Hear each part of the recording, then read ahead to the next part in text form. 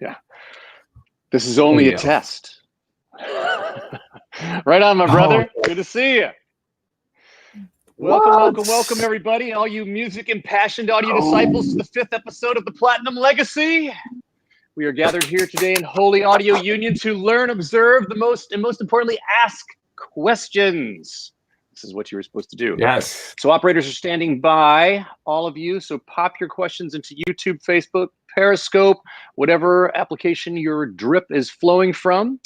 We are blessed to have the sonic provocateur, mixing and mastering engineer, known for David Guetta, Diplo, Major Lazer, all sorts of amazing artists, Luca Pretolesi with us. Marek, your Italian accent is actually on point. When you say my name, actually you hit it. Like, that's it. Yeah, man. Well, good to see you. I'm always feel a little jealous because we are talking. It's kind of unfair. You have this crazy monster in the back of your room, and then say, "Oh man, yes, I know you have good gear. Yeah, I have good gear too. It's just like it's like this in front of me. You can see it, and you have right in the back. But it's awesome." Well, we're going to show off some of your gear today for sure. But yes, you have it in the right place. You know, I have it for demonstration. You have it to make amazing hits. For example, this one that you were a part of that we just heard the intro track on. That, I mean, I got this. I mean, I passed out when I heard the number, over 2.8 million views. Billion. There, I mean, for billion. Everybody's billion. Excuse me. There are, for everybody's erudition, there are about 8 billion people on the planet. And this was 2.8 billion views. That's like 35% of the planet has seen this. Like, man, it's insane. Ridiculous. So, ridiculous. Well, the crazy stuff. You said that. Yeah. Go ahead, Marek. Yeah, I was saying that. No, I was just going to say funny stuff is, I was excited that you guys use as an intro video, because that's what music is about. When it's being recorded and done. Kind of like Diplo called me at night, say, "Hey, are you down? Do you have a studio tomorrow? I have a writing session. The song is not even finished, but we want to record something." And then we look around. Of course, we had the other studio, the Wind back then, and our record engineer. I mean, I study. I know how to record, but it's not my job. So I called him and I say, "Hey, you want to go record for Diplo?" He said, "Oh, I'm busy. I can't." And I even say, "You never know. Might be a big song. Who knows?" And I say, "You know what? I'll go." And then I end up spending 11 hours myself, and Scott came and helped me to actually having fun and recording. And then looking after that, where we see these crazy numbers, it's like, I wish I had a crystal ball that I can say, "Diplo, this song is going to be almost 3 billion. Give me $1 million. You know, like, who knows?" So, but anyway, yeah, it's amazing what music is. You know, it's not strategic. Sometimes you work on something and it blow up at that level. That's so cool, man. So today we are going to talk about EDM Stem Mixing.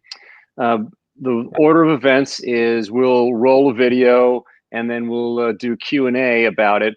What Luca and I wanted to mention was, this is actually, we cut this back in 2016. I believe it was September 2016.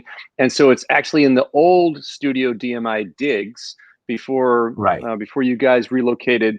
And I think it'd be interesting because I got to visit shortly after you guys lit up the new spot. And I mean, just friggin', just beautiful place. And you got to start with a blank sheet of paper, which everybody dreams about, as opposed to trying to fix up something that's already screwed up in advance, you know, somebody else's mistakes. And so just talk to people a little bit about that idea about the blank sheet of paper and what you worked with and what you wanted to achieve. And because that was, for me, that was super, super interesting and enlightening when you told me about it. Appreciate it, Mark. So yeah, so you know, we know that studio, especially for people like myself or you, where music and the environment, it's not a commercial purpose first. It's like a vibey, has to be vibey, has to be inspired to feel good about it. And then through my career, I always felt that at one point, if I had opportunity to build a new space, as looks and feels modern and relevant for the moment that we are in. And I felt that too many studios, they're like built in the 70s, the 80s, amazing for what their, the purpose was back then. But for somebody like myself that I do mostly dance music, I work essentially with no recording other than one microphone, one lead vocal. What I really need is a place. I love minimalistic approach. So I want a place that is clean. I don't want to see cable around. I don't want to move around the room to EQ a kick drum. I just want to open my arms and have everything in front of me and have a space that surrounds the sweet spot that feels like open, not overly cloudy and over like full of stuff that's been set up there 32 years ago, and now we're going to deal with because the cable that run through the floor and the apparent that 7 feet from this there is a rack, and now I need to live with this rack because it's been placed from somebody in like 1981.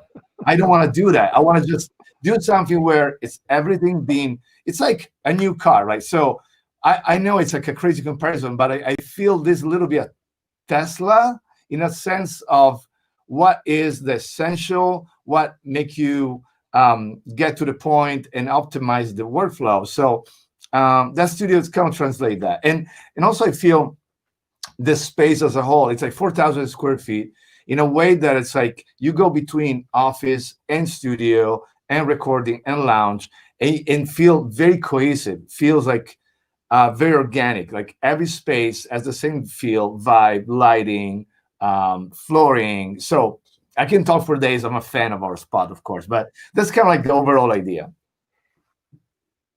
No, it's and anybody gets a chance to, if they're worthy and invited, and you're in Vegas and Luca, and you get to get a tour or talk to Ronnie, whoever over there, it's a worthy visit.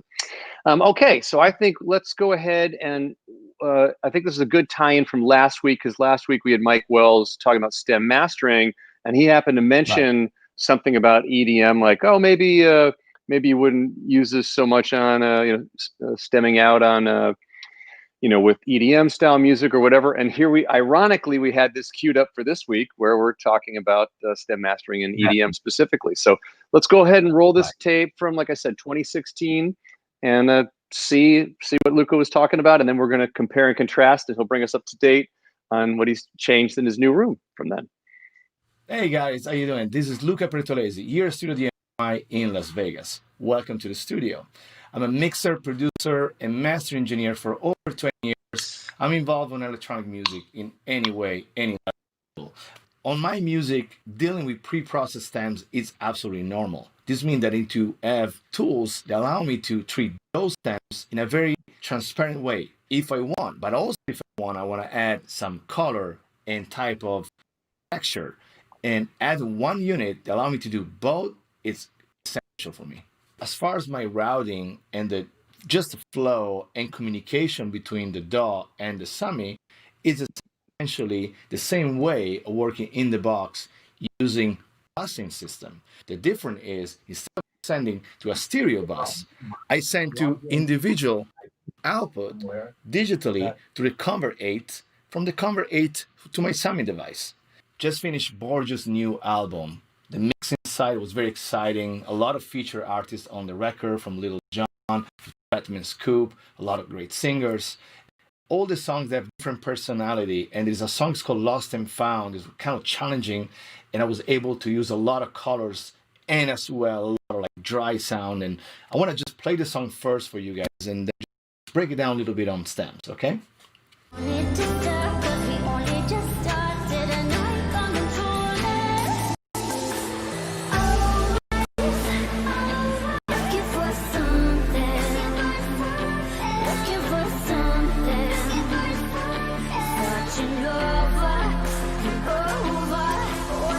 Let's break down this mix. It's 45 stems on 8 buses. Let's start solo each bus and rebuild the song from there. Looking for something, searching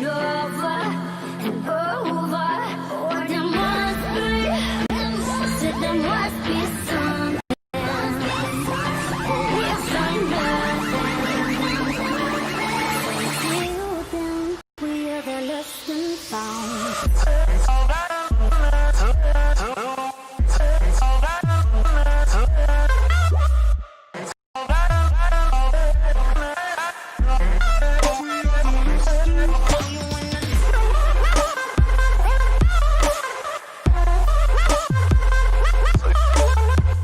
Most of the bass stems they receive, they are stereophile, even when they're mono information on the stereo file.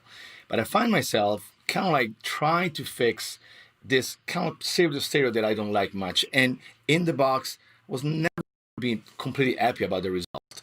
On the 2 Bus Plus, I use the channel 9 and 10, which is the dedicated channel for me for the bass. And I'm able to make a real mono bass, and sounds way superior to me.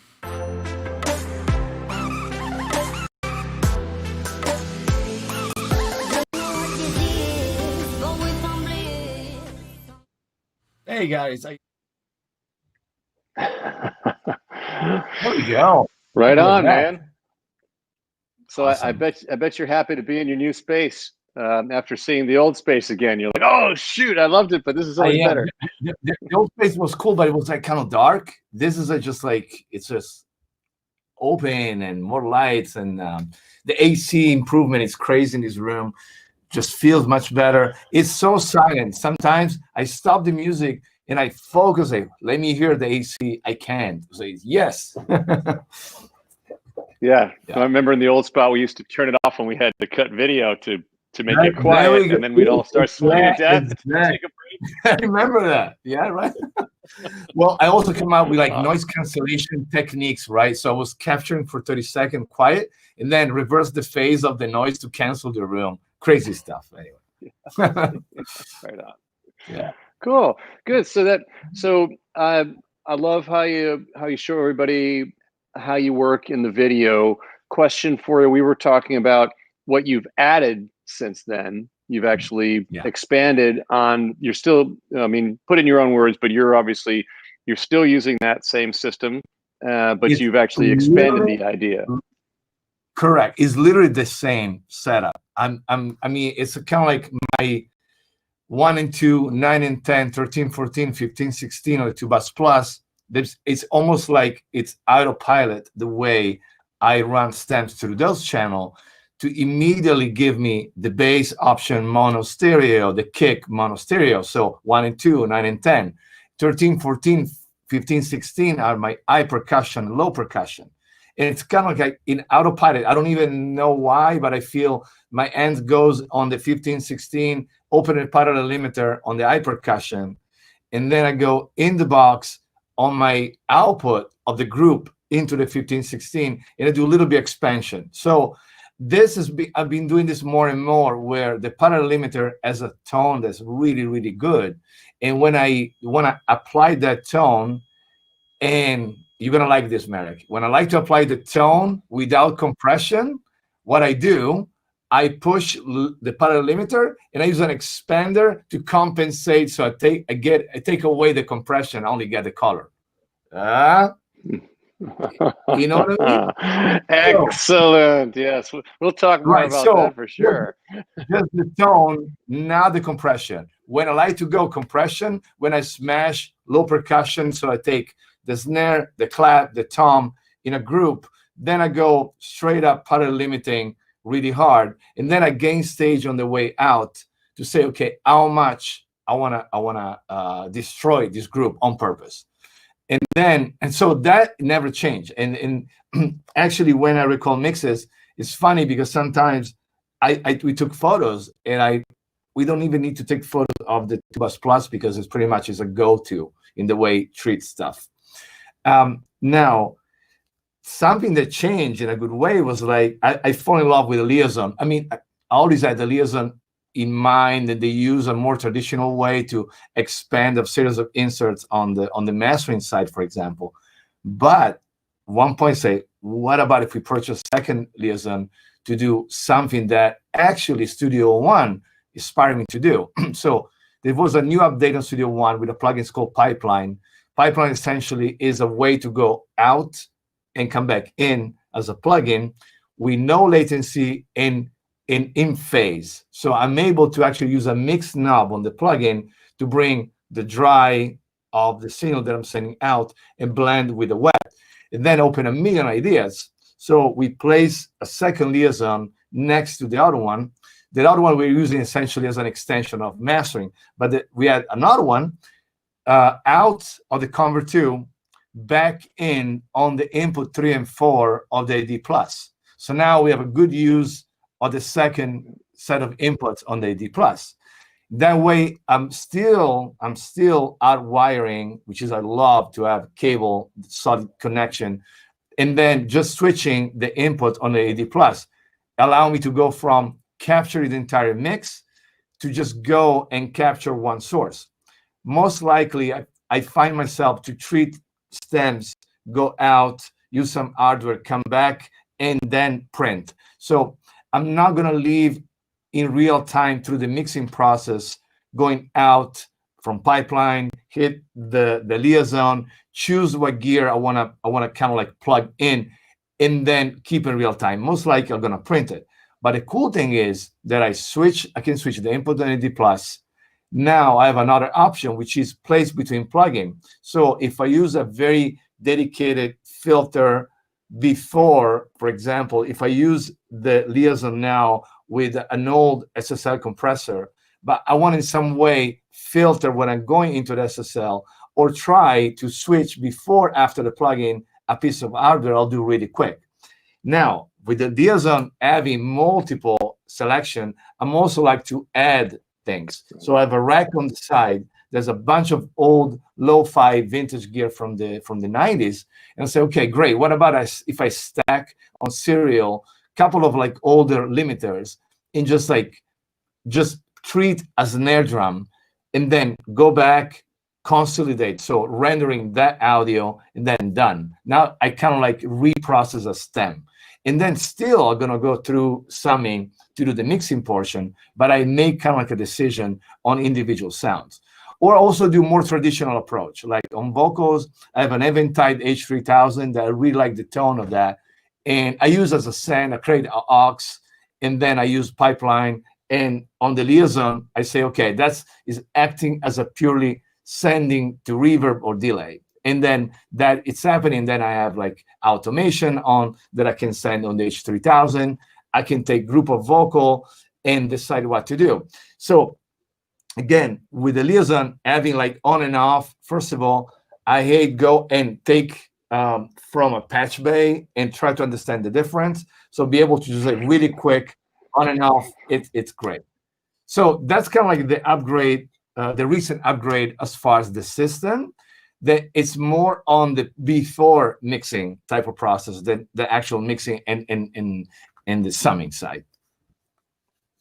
So that what I like about what you're saying there, and I'm hearing this from a lot of top mix engineers and producers, is that they commit.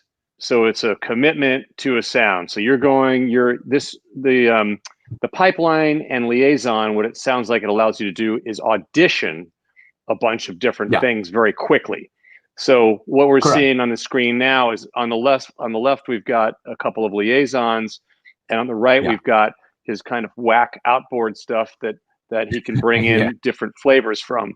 So on the liaison, you can quickly just flip between that Neotech and some DBX stuff and that Dirty Six Dirty compressor in there or whatever, and go ahead and audition some stuff fast, and then commit to it and burn it into the session. So you don't have to go fuck around with recall or anything else later. It's all there hanging out for you. It's committed to the track. So yeah, that's definitely cool. I want to add something, Marek, that those gear, it's so hard to recall in general, very hard to recall. Second, with the liaison, the fact that I can flip, so let's say that you see on the rack right now. So I use the preamp of the Neotech to create some distortion. Down I use the MXR limiter to kind of like destroy that. Now, if I really quick, I want to invert, say, okay, what about if I do some limiting first, and then I do some EQing with the Neotech? I don't have to repatch anything. I just simply, from the liaison, I just go before, after, you know what I mean? So I can do flip 1 to 2 or 2 to 1. Yeah, great. And then are you doing any parallel processing with Liaison, or are you running all through? I do a lot. I do a lot. And for example, that's another thing that I totally underestimate for a very long time.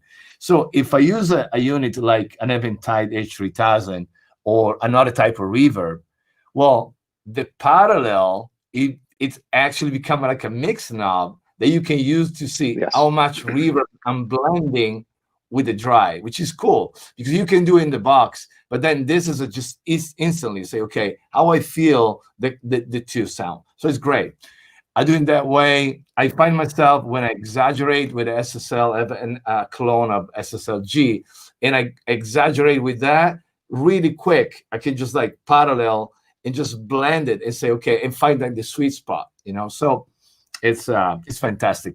And we use the 6, the input-output 6, when we bring gear from the other room. So, for example, we have a CL1B that we use on the recording side to compress vocal on real time. But sometimes I receive vocal, they need some reshaping, they're all over the place. So we literally take the unit, now it's actually sitting on top of the rack. Take the unit, put there, bring a cable, put on the 6 of the Liaison, and then now we can just process a vocal, take a unit back, go back to Studio D, and we're done. So it's an easy way to super handy. Yeah, I love what you're saying. I think a lot of people who haven't tried it don't understand the parallel, how human the parallel knob is, because just like when you're mixing a track with your hands and you're bringing a fader up and down like on a vocal or any instrument, and you find the sweet spot where it tucks in. It's the same thing when you're doing that, because for me, like if I'm adjusting whatever, like a massive passive has a million knobs on it, right? So it's much easier to over EQ than under EQ. So you get onto a kick drum or something, and the thing's like Godzilla. You've made it, too huge, larger than life. It's going to go trample the whole city, right? And then you're like, okay, man, reel it in here. You're out of control, and you can put it on parallel and just feel where, okay, that's more realistic, where it sits in the sweet spot. And then, like you said, commit it. It's done, and now you can use that outboard for something else and move on with your life. Okay, we have a couple questions here, so let me throw them your way. So this one is from Jobson. Says, "Hi everyone, Mr. Pretolesi, what's the biggest mistake engineers make that the meters don't reach? -6, -5 LUFS with good punch and clarity in the mix." Yeah. If you unleash my passion about talking about level, I can talk for like 2-3 hours. So we need to extend this video. But essentially, I think, be careful. Yeah, let's do it. So this thing about LUFS, it's getting old. Like, so there is a point. Now, we personally, first of all, I don't care if Spotify will lower my track when it's being uploaded, because this thing about you need to do a version which is -14 LUFS for Spotify, because that's a standard of Spotify. My point is, okay, that's a standard of Spotify today. What about 5 years from now, 7 years from now, that we don't know? They might say, now we go to LUFS -7 or minus whatever. So this is going to be constantly reprocessed. My point is, what I can do to maximize dynamics thanks to Spotify, they're doing this, is not clipping, not limiting. Great, I'll do that. As long I am under 0, let's say -1 peak, and then I don't really care if I'm like -14 or -12 or -11. As long I'm not clipping, so I give dynamic range, I let Spotify decide what they want to do. Lower it, push it up, as long as I'm not clipping. The biggest difference was that going from vinyl CD, you tend to push and use limiting to give this impressive experience. You put a CD on, or you have, let's say in the 90s, you have like multiple CD player, and then you go from one album and the Metallic album hits, and I was like, oh my God, right? So now with Spotify, doesn't matter anymore, because now everything is being lowered. So what is the point? If before I was clipping and limiting to get louder, Now, if I go on Spotify, I don't need to do that. I don't need to compromise my dynamics for Spotify, that's the biggest improvement. Not really necessary about exactly if you are sitting -14 or -10, but as far as not clipping, which is open another conversation, which is when you're using clipping and limiting, that's a stylistic approach. So I do dance music. If I do a bass house, a trap mix, or heavy like EDM mix, they need to translate in a certain way as far as the aesthetic of the mix. So I want to have everything being very compressed and very like in front of the mix. That's a choice. So regardless of Spotify or not Spotify, that's a stylistic approach of mixing, where limiting and clipping, it's something that is part of the aesthetic. Versus if you're doing a jazz album, the aesthetic doesn't need to be limiting and clipping. So my point is, not really worry about the numbers, worry about what you're trying to achieve. That's the best way that I can explain it. No, that makes great sense. Two questions that I would have for you are: one, when you're mixing, you're trying to translate things so it'll play and sound, the idea of the artist, the vision in their head, right, gets out there to the people so they can hear it. So are you mixing more to that medium, or are you trying to mix a universal truth that works out across many different mediums? Yeah, it's a great question. So on EDM, we have a point where a song, it's as an idea, a purpose, which is very typical right now. It's, hey, that's an EDM song, but I have melodies, vocals, background vocal, lead vocal. Can you have the vocal to translate like a pop song, but then the drums and the overall vibe and the arrangement translate as a dance song and an EDM song? So with not great quality mixing happening, that one part, it tends to overpower the other one. It tends to be like, oh, it's an EDM song and the vocal is a little buried in the back, it's being squashed and limited because you want to translate as an EDM song. So what I usually do, it's a conversation with the producer.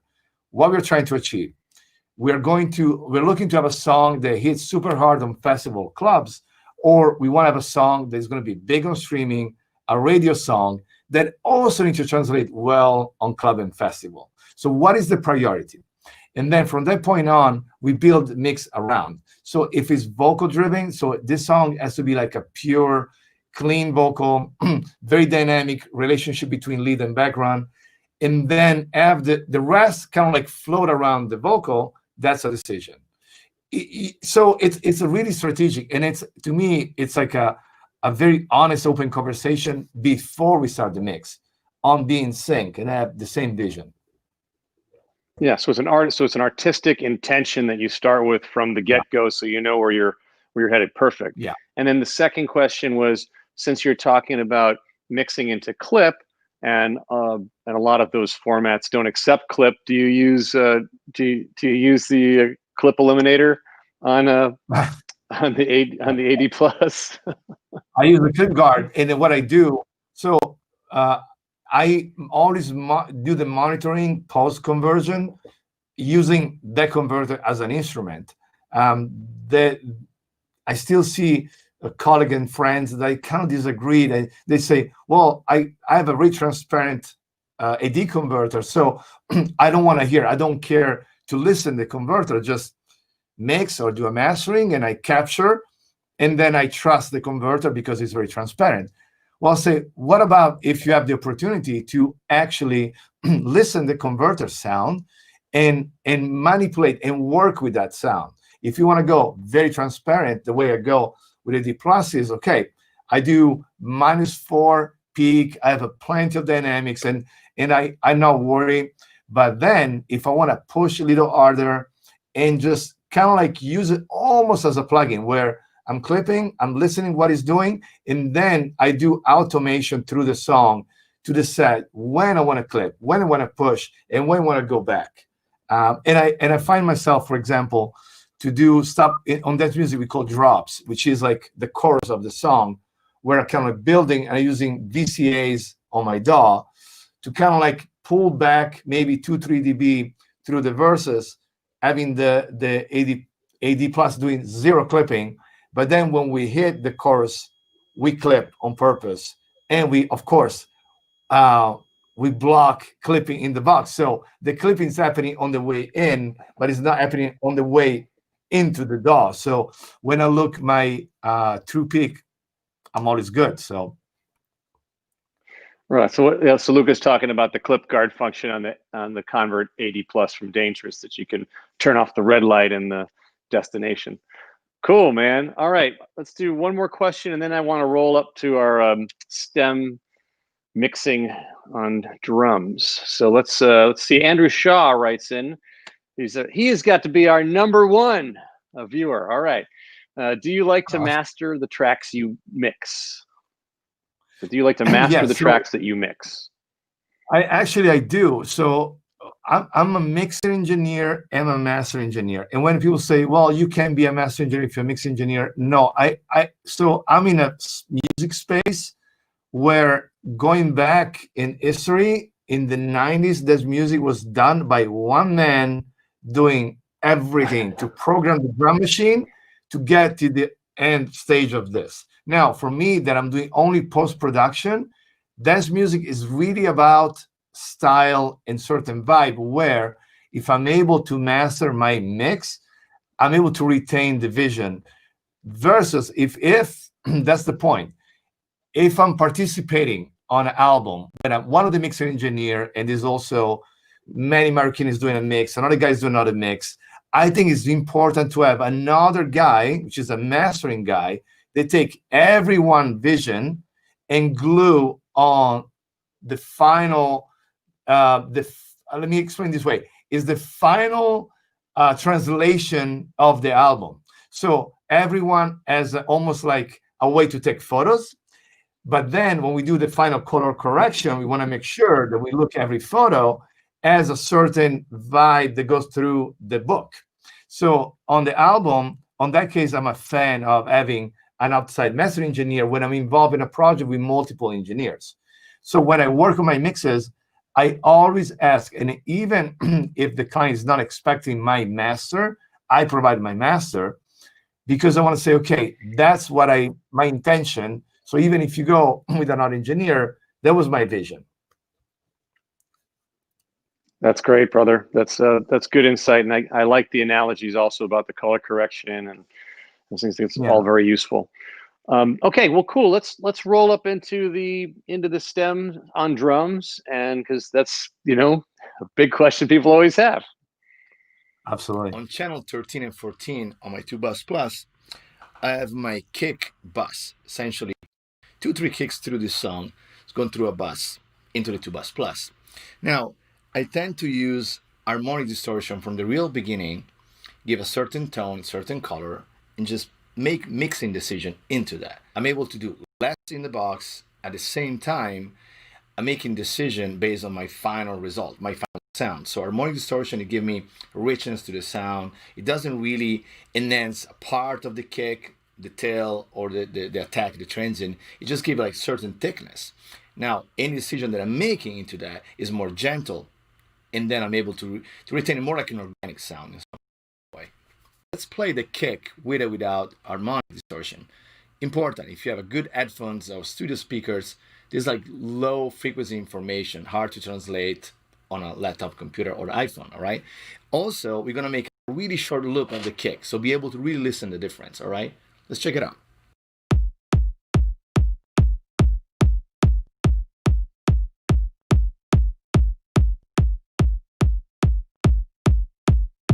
On my percussion bus, I love use the parallel limiter. Back in the days, it was a Distressor, 1176, any other tools to try to do parallel compression. Again, problem we recall, cables, and a lot of issues when you deal with old gear. Today we have, into the summing, a parallel limiter. Now, what I try to achieve is essentially take all the low information on that particular bus up into the mix without compromising anything. So I don't want to really destroy my transient. I just want to bring some energy up. blend it when I feel good. And then if it's necessary, even lower than the level a little bit when I feel that all my low level information are up on the mix. Let me show you.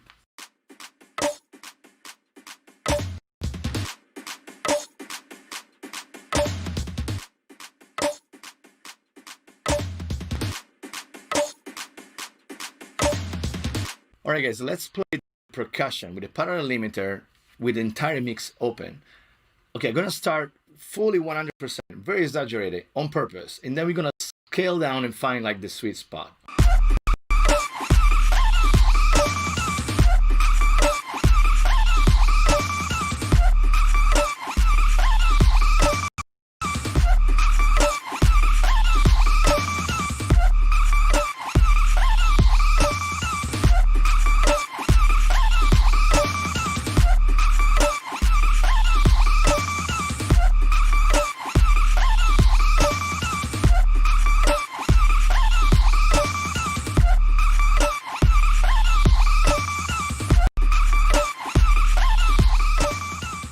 Hey guys, was super cool to have you guys here hanging out with me at the studio. Thanks for watching. Luca Pretolesi, StudioDMI.com.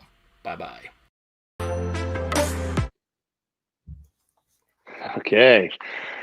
Yeah. So we have right off the bat, we've got a question from, well, American pronunciation, Jolin Rodriguez, or with a Latin pronunciation, Julian Rodriguez. He says, I work with a D-Box Plus. He says, which elements would you suggest for grouping for EDM? Since remember, he's only got 4 stereo channels, not 8 like you have, or 8 mono, not 16 like you have. What would you recommend grouping for EDM? Any scenarios where you would dedicate channels 7 and 8 for many materials such as kick or snare? Correct. Yes, I will do. I will do 7 and 8 kick. Little thing about the mono is the fact that the D-Box translate good as the 2-Bus Plus as far as the mono. There is no way, and I can try to match the gain in the box to do the fake mono of the DAW. Doesn't work and doesn't give you the same sense. So I would say strongly recommend to use, at least to have the option to turn your kick in mono. So 7, 8. I will do 1 full percussion minus the kick drum. So we leave the kick drum 7, 8, and we do, let's say, the all percussion on 1 and 2. We do all the synths on 3 and 4, and we do all the vocal on 5 and 6. And in that, it's kind of like the streamlined version of kind of what I do. The option also is, if you have a D-Box, and let's say you have a couple of additional piece of gear that you like, that can be, of course, something more like a back CQ that you want to kind of like treat the entire mix. But let's say you have some old vintage gear that you like on the D-Box. Take one, let's say the 5 and 6, blend the vocal with the synth on 3 and 4, keep the 5 and 6, and use as a parallel. So you put the insert, so you go out of your converter, you go into a compressor that you like, all SSL, and then you go on 5 and 6. There we go. Now you have parallel compression analog. You run the same stem double. Let's say you run your percussion double, and on that one with SSL, you blend the level in. So you can be very creative, even having like 8 output of the D-Box. Awesome. So what you're talking about is just setting that up as a dedicated send, and then you can send whatever you want over there to use it as a parallel. Yeah, great. No, good. That's a good idea. Excellent. And when I work with 8, essentially is that I do a kick, all percussion, all synths, and all vocals. Cool. In the video, you talked about using harmonics, and you talked about using the paralimiter. What about transformer at all? Do you ever find yourself using the custom Cinemags in there, transformers? I do. There is certain things that I like to do on the early stage, the real beginning, and the transformer is one of those. So if I make a decision at the beginning and I mix through that, it's kind of like translate the sound in a way that I cannot forget that I have a transformer on, and then all my decisions, and I build the mix into that, and what sounds more organic and put together. If I add at the end of the mix, sometimes I'm not getting the best result because now I have less flexibility. I'm getting and I'm adding harmonics after a lot of harmonics has been already added through the process. If I do as a first and I mix through that, I'm getting better result. Great. And how would you say your approach differs when you said you'd like to master the track that you've mixed. So how are you putting on that different mastering hat? What's your philosophy sort of behind it, and how are you how are you preparing yourself for that different journey that you're going to go on? Absolutely. Most of the time, first of all, I try to always have for myself a break between the two processes. I tend to avoid to do mastering late at night after a day of bombarding, 50 hertz for like 7 hours. So I try to kind of like if I have the luxury to just go back the next day, I'll do it. And usually what I do, I go almost as a client. I listen to the mix and I take quick notes. And I might taking mixing notes, mastering notes. If I have mixing notes, like, oh, I feel the reverb is too low on the mix, I'm not trying to fix those as a mastering engineer. I go back into the mix, do additional changes to make sure that when I have the master engineer hat, that is just purely mastering. So I'm using the luxury to have an entire mix open to make final little tweak before I do the mastering. Now, let's say I'm having only mastering notes, which is the overall mix sounds great, but it's not bright enough, or it's not wide enough on the mid-range. Then it's purely mastering. I'm not going to change the nature of the mix to apply something that I can do a nice shelf on the top and bring the top ends up an entire mix, which is mastering. So, and I try to be very detached. I try when I do that, I'll do it, and I do an objective A and B with the mix, lowering the level of the master, measure the level, make sure that I'm not tricked by loudness. And then what I'm doing is an additional value of the mix, not just based on the loudness, but the overall sound. Neat. Makes good sense. Good sense. And what percentage would you say of your clients where you're mixing the record follow through all the way through to use you to master also? Just ballpark. Oh, no. Most of them, it's less on pop music and almost everyone on dance music. There's certain things that I do with loudness, still very relevant for club and festival use, that it's like me doing something on mastering because I know what I did on the mixing side. So for example, I like to do clipping and do expansion that is based on certain area of the mix. And I do sometimes expansion post clipping. So essentially I almost flat the waveform. And then I say, okay, let's regain a little bit of dynamic on the edge of the snare. Let's do a little bit of this on the movement on the hats. So, and I do that, and it's kind of like what makes me unique because I approach mastering knowing what I was trying to achieve as a mixing engineer. So on dance music, I do a lot. Yeah, you should talk a little bit more about the clipping thing since it's so controversial. Like what you were talking earlier about, somewhat about that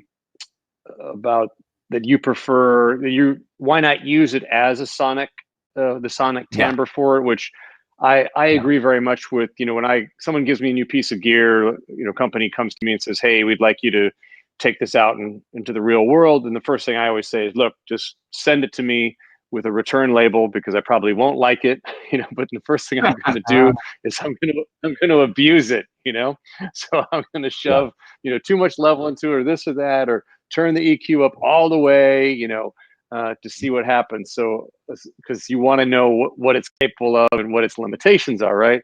So I agree with you in that philosophy, but I guess maybe explain what you're looking for when you're when you're pushing a converter clip, why you would do that, why you have to get it there, why you can't get it in some other stage. Right. So I was not really happy about clipping weak converters for many, many years. I do remember, as today, when we received the AD Plus coming from another fantastic converter, and almost like before that, we normalized what we can achieve of clipping converter, which has always been very passionate about. And we thought like, oh, that's actually good. We can do that.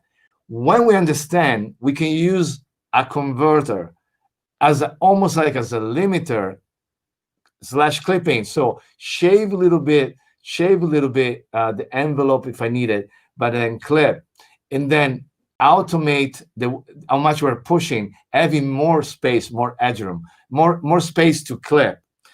A lot of converters back then, they have this like hard ceiling where you're clipping, the sound it's all right, and then at one point breaks.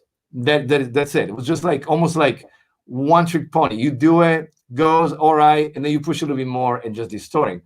The Plus, the news and the big upgrade was to be able to give a different depth and different like level of clipping, from more subtle clipping, which is like hit the peaks on the percussion, to do more like, I'm not kidding, like L2, almost brick wall type of effect.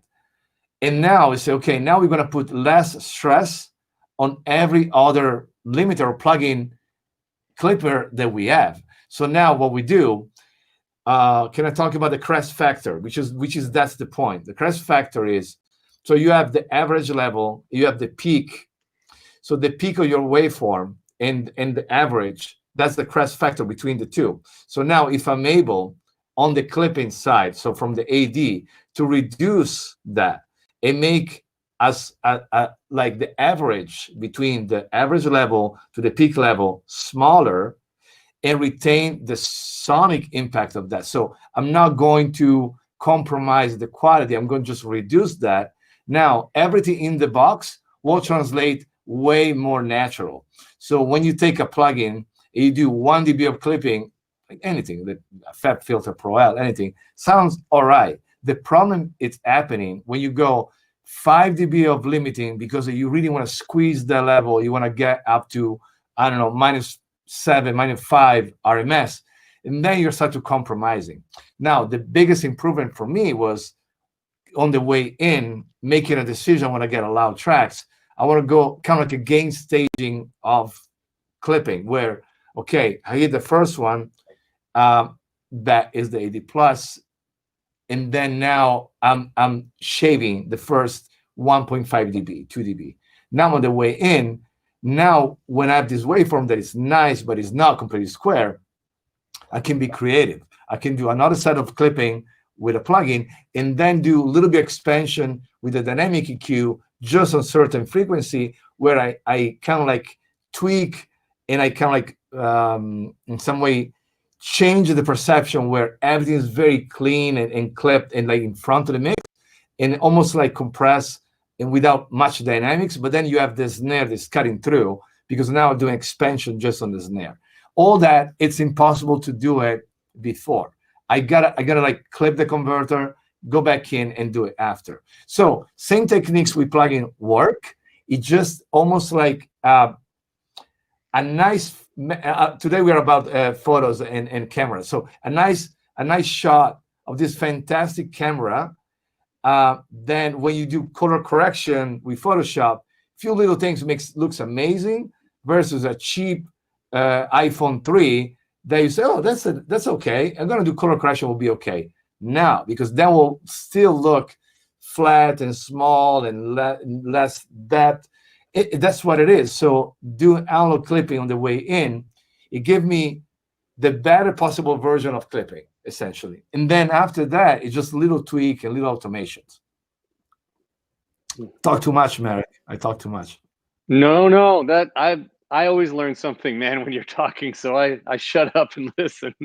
So, okay, we've got a couple of more questions in here coming in. We've got some time for. So from Aklana, and I hope I don't screw up your name there. I apologize if I did. Everybody screws up mine, so we're even. All right. What about your last room in the video that we saw, which is not perfect? Yeah. How do you deal with that room and still deliver #1 mixes? Oh man. See, the big upgrade on this room that I'm faster because I have less concern and I trust the room, the environment better. So on the old room was okay, it was good, and the quality was still great. It was just me spending more time to make sure that what I was actually listening, what room was telling me was right, and the room was okay. It just it's almost like an infinite games. I mean, and there is way better room than this, and this, of course, there's going to be another better room in the future. It's just more like be an environment that makes you feel well and confident and comfortable. And now in this room, I feel better. But on the old room, I mean, so many hits, and even you go back on history, and even on my stuff, I was making great sounding record with cheaper gear. But obviously, when I go on today's setup, I mean, it's an upgrade. It's exponential. It's from the quality of the work to the actual me enjoying the process of mixing, of working. It's just being improved, you know, like having fun. It just drive a car to give you joy. You still go to work. You do the same, 5 miles, but you go 5 miles with joy. That's what it is. So do you feel like did you do confidence mixes before? Did you have to check your mix in other places, or did you just work with the room, understand its limitations, and just like you said, it took you more time and you had to probably be super attentive and more careful, or did you have to go check it in other places and now you don't have to do that because you trust the gear and the space? Yeah, I was checking more laptop and iPhone before. Now I don't do anymore. I'm done. And then this biggest improvement in this room is low end. So everything that I do on the low end, I trust more what I'm listening right away, especially in dealing with heavy stuff like 808 drums and all that area between 40 and 120. It translates much better. So I'm actually faster on mixing drums on this room. Great. Okay, let's see what else we got here. We've got another question from Julian. How do you work with your effects sends? Do you sum those separately or print them directly along with their respective tracks? So do you print them with the instruments themselves or separately from the instruments? I always try to sum all the effects separately. Also, let's keep in mind that I receive sometimes effects stems. So the producer is in love with a reverb they choose to use on the vocal, on the demo. The singer is married to that. It's like, please don't change the reverb. I'm not going to reinvent the reverb. So I'm actually using a reverb stems. What I do to keep more separation, let's say I have the 5 and 6 on the 2 Bus Plus, which is my clean channel that's dedicated to reverbs, delay, time-based stuff that I don't want to kind of like overwhelm like one output of my DAW with too much stuff and hit, in some way kill too much headroom in the box going out, adding reverb on top of the vocal, on top of delay, on top of background. I find myself to separate, to keep the process, but clean with no reverb, vocal stems and the effects returns separated. So I do that. Now, there is cases now where, let's say we have a background that there is a reverb or process background vocal that's being processed together. Then I treat that as the lead. So, but I keep separated. When I do my send on my Vala reverb, or in case of the H3000, I like to sum those on separate stereo stem. Very cool. All right, brother. Well, I think we're at the end of our hang here, man. I appreciated it. I hope everybody else appreciated it as well. Like I said, I always learn something from you, and I hope we're going to be face to face before the end of the year, assuming things things allow it. I'll bring my Yeah. friends here with me, to come Oh, visit. man. So Exactly. All right. right Well, on. thank you for the opportunity. Always good to talk with you, and I mean, and talk what is like feed, and my passion is gear. So it's just always a great opportunity, great time. Yeah, man. No, it always comes through. All right, a quick plug for the next Platinum Legacy for next Friday. We've got Benvento and Chris Godby mixing reggaeton to Timberlake with the Dangerous System. So nice, great broad spectrum of music there. So we'll see y'all next week. Thank you. See you guys.